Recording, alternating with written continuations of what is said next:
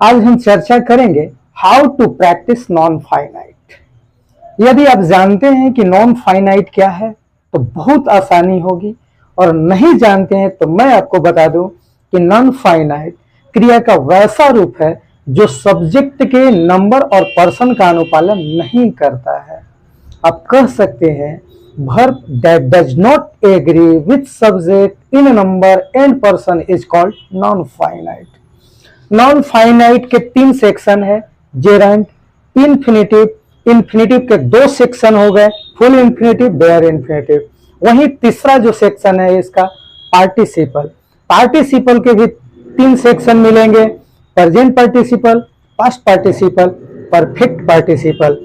पूरा वीडियो को विस्तार से देखने के लिए डिस्क्रिप्शन में लिंक दिया हुआ है, आप नॉन फाइनाइट पूरा सीख सकते हैं आसानी से। आइए इसका हम लोग प्रैक्टिस करते हैं। पहला एग्जाम्पल है आई मेड हिम, खाली स्थान, हिज मिस्टेक।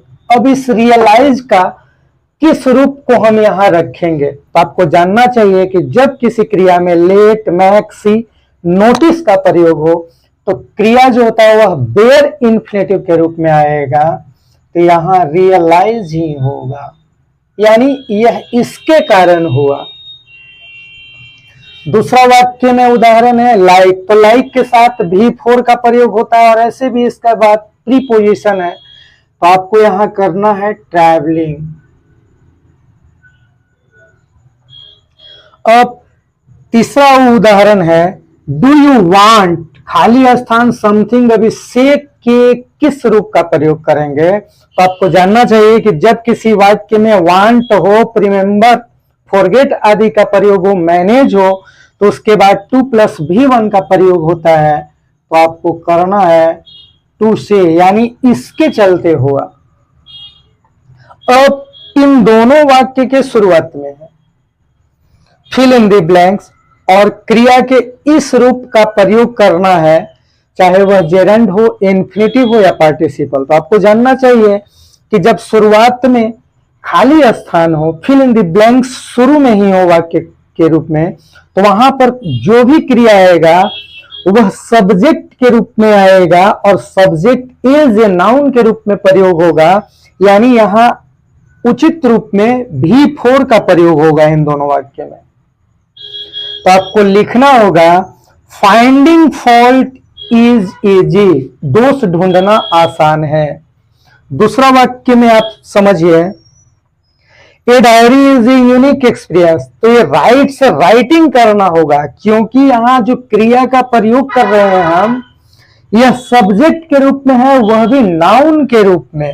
तो writing a diary is a unique experience.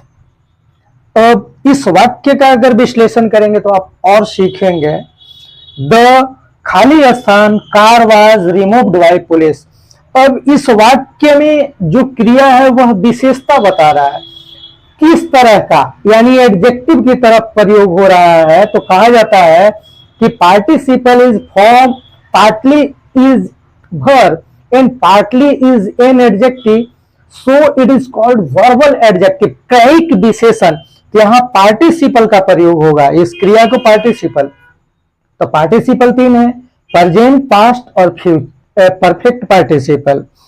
तो आपका किस तरह के कार्य पुलिस के द्वारा रिमूव यानी हटाया गया? तो डैमेज यानी टूटा फूटा। तो यहां पर आपका हो जाएगा डैमेज, यह आपका पार्टिसिपल को फॉलो कर रहा है। नेक्स्ट है द चाइल्ड वाज इनकरेज। इस वाक्य में आपको देखना है कि फिल इन द ब्लैंक जहां है उसके पहले ठीक प्रीपोजिशन है, तो आपको क्रिया का चौथा रूप यानी जेरंड की अवस्था में होगा, तो यह हो जाएगा swimming. The child was encouraged for swimming. Next है you can not draw my attention. फिर फिल इन द ब्लैंक्स के ठीक पहले प्रीपोजिशन का प्रयोग हुआ है, तो क्रिया जेरंड की अवस्था में जाएगा, यानी हो जाएगा shouting. You can not draw my attention by shouting. अब नेक्स्ट देखिए द ट्री इज इजी अब खाली स्थान है और इस क्लेम को हमें यहाँ पुटअप करना है। तो आपको जानना चाहिए कि जब किसी वाक्य में एडजेक्टिव हो और उसके बाद फिल इन द ब्लैंक्स हो, जैसे happy, sad, poor, rich, tall, तो वहां पर फुल इन्फिनिटिव यानी 2+V1 का प्रयोग होता है। तो हो जाएगा the tree is easy to claim. अब है next, he prevented me from, खाली स्थान देयर। तो वाजिब सी बात है कि यह जो प्रीपोजिशन है उसके बाद जो क्रिया होगा वह जेरंड की अवस्था में, तो होगा ही prevented me from going there. अब इस वाक्य को आप देखेंगे तो इसके शुरुआत में फिल इन द ब्लैंक्स है, तो यहां पर जो क्रिया लगेगा वह नाउन भी होगा और सब्जेक्ट की तरह भी उसका प्रयोग होगा। तो आप कह सकते हैं बार्किंग डॉग सेल्डम बाइट, भौंकने वाले कुत्ते बिरले ही काटते हैं। तो यहां हो जाएगा आपको बार्किंग। अब इस वाक्य का आप विश्लेषण करेंगे तो पता चलेगा कि इसमें पार्टिसिपल का गुण छुपा हुआ है। तो पार्टिसिपल को समझने के लिए अगर आपका प्रेजेंट पार्टिसिपल है, प्रेजेंट पार्टिसिपल, तो V4 इसका पहचान हुआ ता हुआ। वहीं अगर पास्ट पार्टिसिपल यानी V3 इसका पहचान हुआ आ हुआ। वहीं अगर परफेक्ट पार्टिसिपल का आप जिक्र करें तो यह होता है हैविंग प्लस V3 और इसका पहचान होता है कर, करके।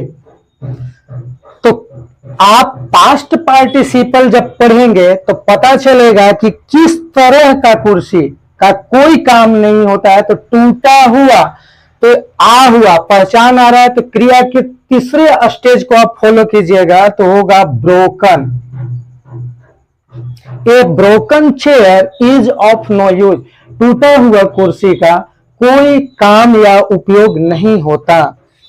अब नेक्स्ट देखिए, I have found my pen. अब ये लूज जो है इसका हमको रखना है, तो हमने पेन प्राप्त किया, कैसा, तो खोया हुआ, पास्ट पार्टिसिपल, तो यहां हो जाएगा लोस्ट।